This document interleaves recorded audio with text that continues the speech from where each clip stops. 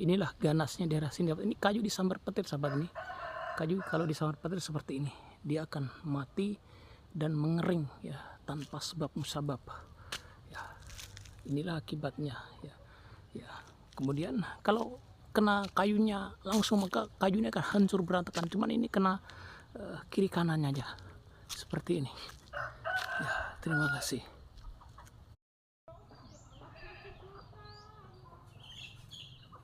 Ini juga kayu disambar petir sahabat, betapa banyaknya dan eksistensinya yang membahayakan di daerah Lampung.